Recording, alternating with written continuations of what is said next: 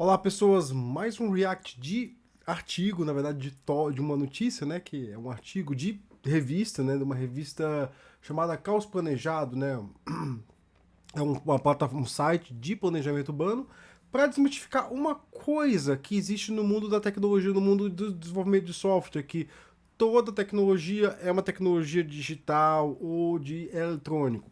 Aqui ele fala sobre uma tecnologia muito comum no nosso dia a dia e que tem muito impacto na sua vida, muito impacto mesmo. O carro. Vamos analisar esse artigo só para a gente ter uma ideia, né? Bom, o artigo é os danos causados pelos automóveis. Dados mostram que o uso em massa de automóvel prejudica as pessoas, o meio ambiente de diversas formas. A gestão urbana precisa levar isso em consideração. O que o artigo está trazendo aqui, e já é uma ideia muito falada na filosofia da tecnologia, por exemplo.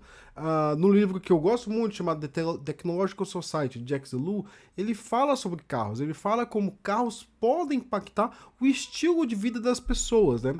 Ele ainda não tinha, ele não olhava ainda de frente para trás como as cidades mudaram, já que o livro foi escrito na década de 50. Mas ele já previa isso, né? Porque assim, na década de 50 foi o ano que muitas das cidades foram modificadas para se adaptar ao carro. Então vamos lá, é a primeira vez que eu estou lendo essa artigo, eu vou ler aqui com vocês. Quando foi criado, o automóvel parecia de fato ser uma solução para diversos problemas urbanos da época. Com o crescimento das cidades e a Revolução Industrial, a ideia de ter um meio de locomoção mais rápido que eliminasse a necessidade de transporte a cavalo, que trazia consigo que trazia como consequências mais sujeira e proliferação de doenças nos centros urbanos, era muito atraente. O carro sim foi uma evolução. A gente não pode pensar que o carro ele é um problema em si. O que é um problema é adotar um carro como o único meio de locomoção nas cidades. Então, assim, é importante ponderar isso. A gente não pode demonizar a tecnologia. A gente tem que avaliar a tecnologia. Então, aqui, ele já coloca um foco do qual que é a análise. A análise é gestão e planejamento urbano, voltado para o meio urbano. E observa assim que ele já olha para uma coisa que para mim eu nunca tinha pensado, talvez por não ter vivido nas cidades do século XIX, que era a proliferação de doenças e sujeiras. Cavalo faz cocô. Cavalo é sujo, tem que ter espaço para o cavalo comer e beber água, né? Então, assim, provavelmente a gente via isso nas cidades do século XIX que a gente não vê hoje. Mas, por outro lado, a gente vê carros poluem, carros fazem barulho. Eu moro em uma rua movimentada, tem uma rua movimentada aqui na frente e uma rua movimentada aqui atrás, tem muito barulho. Por isso que minha janela vive fechada, né? E tem muita poluição de pó mesmo, assim, de precisa varrer a casa diversas vezes ao dia. Quando teve a pandemia que diminuiu o fluxo de carro, a gente tinha que varrer menos a casa, né? É interessante notar isso. No urbanismo modernista do século XX, com os automóveis já muito difundidos e acessíveis, o louvor ao uso do carro particular se apoiava na possibilidade de diminuir as densidades populacionais que geralmente eram colocadas como a razão da insalubridade nas grandes cidades. As cidades eram insalubres, a gente não pode romantizar o passado. Século XIX não é um século de as cidades são lindas, maravilhosas. Não, muito pelo contrário. Assim, a gente tem revolta da vacina no Rio de Janeiro, que era basicamente porque as cidades eram muito sujas, né? Tem, óbvio, a questão da gentrificação, foi um meio de expulsar as pessoas do centro do Rio de Janeiro, né? São Paulo cresceu pós-século XX, né? O grande boom populacional de São Paulo é nos anos 30, 40, né? Mas o Rio de Janeiro era a grande capital do Brasil na época. Recife também era muito grande, né? Cidades que eu conheço, né? E assim, a gente tem que olhar que não eram cidades maravilhosas, né? Assim, as cidades europeias eram muito piores ainda, né? Paris passou por reforma urbana no final também do século XIX, acho que é. Então, assim, o final do século XIX, início do século XX foi a época que se imaginou um futuro maravilhoso, a chamada Belle Époque a Europa achava que teria um grande esplendor cultural, né? Que seria tudo seria uma maravilha no século XX, que acabou que em 1914 deu no que deu, né? Com o carro era possível afastar as construções, as pessoas uma das outras, criando grandes vazios e áreas verdes. Uma forma de planejar o espaço que fica muito evidente na cidade de Brasília, por exemplo. Se você conhece Brasília, é uma cidade muito interessante, mas tudo é longe, assim.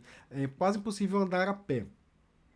E no conceito de cidade-jardim do urbanista inglês Ebenezer Howard, que tinha como objetivo unir os benefícios de uma vida na cidade com os da vida do campo. Observa que São Paulo tem um bairro chamado Cidade Jardim. Não é coincidência. E o que ele está dizendo aqui? Que assim, o carro possibilitou as pessoas acreditavam que o problema da cidade era meramente uma questão tecnológica. A gente precisava de um meio de fazer com que as pessoas pudessem morar longe e chegar ao centro urbano, chegar à cidade. Então eu acreditava que a solução seria uma solução tecnológica. Vamos ver o que o artigo fala sobre isso? Sim, eu não li o artigo, é a primeira vez que eu estou vendo, né? Aqui é uma foto de Brasília, né? Imagina você ter que sair de um prédio aqui e ir para o outro aqui desse lado. Porque aqui, você não sabe, é muito longe, assim. É praticamente impossível ir a pé com um clima muito seco. Hoje é possível notar que essas utopias urbanas tiveram um resultado diferente do esperado, com o crescimento das cidades e o uso em massa do automóvel particular. Surgiram problemas direta ou indiretamente associados, como congestionamento e longas horas de deslocamento diário. Poluição, sedentarismo, isolamento social, mortes, ferimentos de pedestres, ciclistas e motoristas. Atualmente, uma em cada 34 mortes no mundo é causada pelo automóvel. Então, assim, deu errado. Simplesmente deu errado. E observa uma coisa que eu não falei aqui. O nome desse site, né? Deixei pra falar pra depois. Porque ele se chama Caos Planejado. Porque o nosso caos urbano, ele é, de certa forma, planejado. Então, assim, tudo isso, que é sedentarismo, poluição, muitas horas dentro de carro em deslocamento, é planejado. Por quê? Pelas pessoas que querem que as cidades sejam assim. Existem pessoas que querem que a cidade seja assim. Mas vamos continuar, eu vou deixar a opinião pela coluna aqui. Após as experiências negativas de planejamento urbano no século XX, concluiu-se que centros urbanos de alta demanda é importante permitir uma maior densidade populacional. Ou seja, estava dizendo que sim, densidade populacional pode ser bom. E mistura de usos para a mobilidade seja facilitada e as pessoas possam realizar suas atividades a pé, de bicicleta ou por meio de transporte coletivo no seu cotidiano. Isso promove saúde física, conexão interpessoal com o ambiente mais segurança e vida nas ruas, menos tempo de deslocamento e outros fatores que contribuem para a qualidade de vida. Aí você deve estar pensando assim, pô, mas assim, transporte público é ruim, andar de ônibus é ruim, as ruas são violentas, mas assim, a gente tem que parar pra pensar de uma coisa, as ruas são violentas porque elas foram abandonadas. A gente abandonou as ruas, se enfiou em condomínios, se enfiou em carros e não utiliza mais as ruas. Quem utiliza as ruas? A grande pergunta é essa, né? A gente tem que cobrar o uso das ruas. É o que eu sempre digo nos meus vídeos sobre tecnologia, né? A tecnologia, ela em si, ela é usada da forma que ela, sei lá, que se dá. Mas se a gente não cobrar o meio de se usar a tecnologia, se a opinião pública não olhar assim, olha, as ruas têm que ser usadas para esse fim, elas nunca vão ser usadas. E as ruas hoje são ambientes inabitáveis, são ambientes inóspitos, né? Eu que moro perto de rua muito movimentada, né, que escolhi morar, assim, a gente tem muito cuidado com a rua, né? E lembra do nome desse site, é Caos Planejado. Esse caos, ele é planejado, né? Infelizmente, em muito país, ainda é comum a gestão urbana priorizar e facilitar o uso de carro, desconsiderando as suas desvantagens. Diante disso, a fim de alertar os perigos da utilização em massa do carro, o artigo Car Harm, o dano do carro, Harm, de Patrick Miner, Barbara M. Smith, Anant Jani, esses nomes aí. Lista, a partir de dados concretos, uma vasta revisão teórica de diversas externalidades e consequências disso, resumidas a seguir. Interessante, ele vai resumir os danos que o carro pode trazer às cidades. Vamos olhar aqui, vamos continuar. Embora as tecnologias de segurança tenham melhorado nos últimos anos, os acidentes de carros ainda matam 1,3 milhões de pessoas por ano. São a 8ª maior causa de mortes no mundo, segundo a OMS. Para pessoas de 14 a 30 anos de idade, elas são a principal causa de morte. Ou seja, Na faixa de etária que muitos de vocês estão, eu não estou mais, né? Já passei dos 30. Carro é a principal causa de morte. Assim, eu tive amigos que morreram em acidente de carro, amigos próximos que eram da mesma idade que eu, assim, pessoas com 27, 28 anos, mais de um, né? Tem pelo menos dois amigos muito próximos que morreram de acidente de carro, né? É uma coisa comum nas nossas gerações. Eu não sei, assim, eu não sei nas gerações mais recentes, já que hoje o Uber se tornou outro meio de locomoção, mas assim, eu tenho pelo menos duas pessoas que eram muito próximas a mim que faleceram de acidente de carro. Né? Anualmente, uma em cada 80 pessoas sofre ferimentos por acidente de trânsito. E, fotinha de um acidente de trânsito. Mortes e perdas em guerras também podem ser associadas ao planejamento focado no carro. Apesar dos conflitos terem causas complexas, um dos estudos estimou que 20 a 50% das guerras interestaduais, bizarro isso, desde 1973 tiveram como uma das motivações o acesso ao petróleo. Ah, que interessante. Matéria da qual os veículos motorizados são de longe os maiores consumidores. É o que eu estava falando no meu último vídeo até, que a gente estava no meio, no capitalismo até o capitalismo de atenção, né, o capitalismo deixa eu até olhar o livro, de vigilância, ele era um capitalismo de bens de consumo. Então, assim, era importante vender o carro, né? Agora, existe um outro capitalismo, mas os dois convivem ainda. E o petróleo era o item mais importante de venda, né? Tanto que as maiores empresas do mundo, até os anos 90, até o advento do TI, né? Da computação, eram empresas de petróleo. Basicamente isso, né? Anualmente, aproximadamente 246 mil mortes no mundo são atribuídas à poluição do ar associada aos automóveis. Ou seja, mesmo que você não use o carro, a poluição que está na rua ali te impacta. Me impacta, impacta todo mundo. Além dos gases emitidos na combustão, podemos citar poluentes no meio ambiente, como materiais utilizados nos pneus, óleos, freios, lubrificantes, pavimentação asfáltica, etc. São diversos elementos que contribuem com o surgimento de enfermidades nos seres humanos. E eu posso citar uma mais, né?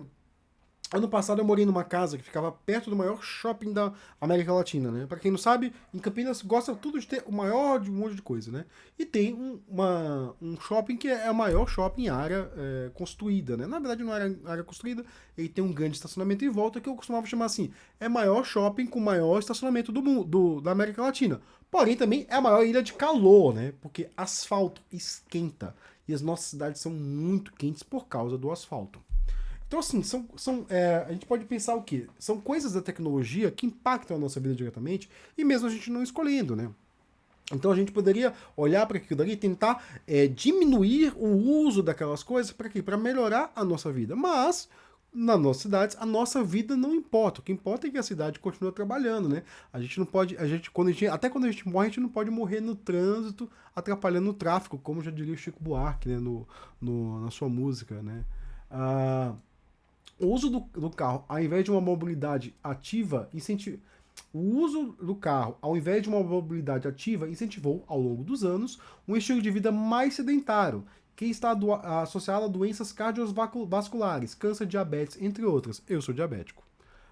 Além disso, em cidades onde há uma dependência do carro, existe um isolamento maior das pessoas, tanto em relação ao ambiente ao seu redor, quanto em relação ao convívio com os outros. Para muitos, o dia se resume a estar dentro de casa, dentro de escritório ou escola, e o tempo em que o indivíduo não está em um desses locais está dentro de um automóvel, isolado do ambiente externo. É a vida de todos nós, né?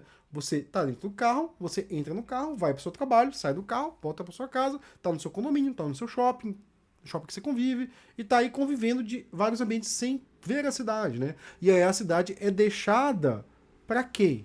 Ela não é cuidada. Por isso ela se degrada, né? Esse isolamento também é um potencializador de doenças físicas e emocionais, além de deteriorar a qualidade de vida. A gente vê aqui como a tecnologia, o mau uso dela, acaba deteriorando a qualidade de vida de toda uma comunidade, de toda uma cidade, né? Os danos causados por automóveis não afetam uniformemente os diferentes tipos de pessoas. Os acidentes de automóveis matam desproporcionalmente muito mais crianças do que adultos e muito mais negros e indígenas do que brancos. Interessante ver essa estatística. Quando sofre um acidente, uma mulher tem 47% mais chance de ter ferimentos graves do que um homem e 17% mais chance de não sobreviver. E aí, se você não tiver ideia do que é estatística, você pode falar assim, não, mas como é que se a pessoa está no acidente, ela pode sofrer, ela vai sofrer igual, blá, blá, blá. Gente, você olhar para a estatística, não é a estatística de estar, de estar no acidente de morrer, mas a estatística de sofrer um acidente. O que ele está dizendo é que essas pessoas, você pega os acidentes e divide elas por etnia, e você faz uma análise, você percebe assim, poxa, uma pessoa indígena, uma mulher tem 47% mais de chance mais de sobreviver. Uma mulher tem 47% mais chance de ter ferimentos graves. Quer dizer assim, dentre todos os homens que sofreram acidente e dentre todas as mulheres, no grupo das mulheres, a chance de ter ferimentos graves é maior. Por que isso? É uma outra pergunta se fazer, tem que se olhar a estatística. Por que acontece? Tem que se olhar nos acidentes. O que acontece com as mulheres nos acidentes para elas terem mais probabilidade de sofrerem, né? Pessoas com menor renda, apesar de terem índices menores de posse e utilização de carros particulares, têm mais chance de morrerem em um acidente de trânsito do que pessoas ricas. Talvez porque eles sejam os pedestres. Entendeu? Pedestre é muito complicado ser pedestre nas cidades, e eu falo isso como pedestre. Eu tenho um carro, mas a maior parte dos meus deslocamentos é a pé. Pessoas com deficiência também são mais propensas a sofrerem consequências graves em acidentes automotivos. Além de algumas estruturas criadas nos carros para necessidades prejudicam a acessibilidade nas calçadas. Além de algumas estruturas criadas para carros nas cidades, prejudicam a acessibilidade nas calçadas. Ou seja, a gente foca nas cidades para que ela seja boa para o carro e não para as pessoas, né? E aí dificulta a acessibilidade, dificulta o andar na cidade. O planejamento urbano centrado no carro fez com que muitos espaços das cidades fossem destinados a rodovias e estacionamentos, além de incentivar uma maior dispersão das pessoas que se espalham ocupando um território maior. Com esse controle para manter uma densidade menor, muitas pessoas, principalmente as com menos recursos financeiros, não têm outra alternativa a não ser morar longe das oportunidades de emprego e têm que enfrentar longas horas para se locomover diariamente.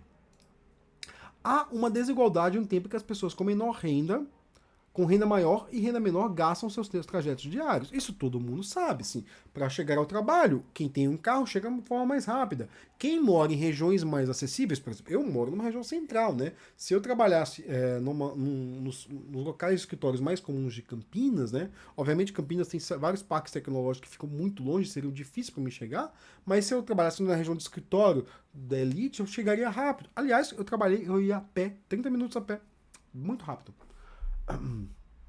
Além disso, o espaço que os carros ocupam, por exemplo, como vagas de garagem, poderiam ser utilizados para viabilizar mais moradia em áreas centrais com alta demanda. O espaço médio de moradia por pessoas na China, Coreia do Sul, Espanha, Índia, Brasil, México e Polônia é menor ou igual. O espaço médio de moradia por pessoa na China e nesses países aqui é igual ou menor à área de estacionamento numa vaga de garagem, geralmente. Ou seja, ele está dizendo assim, tipo, a média de um tamanho de uma casa para uma pessoa é equivalente a uma média de uma vaga para estacionamento. A gente poderia transformar vários estacionamentos em moradias acessíveis, né?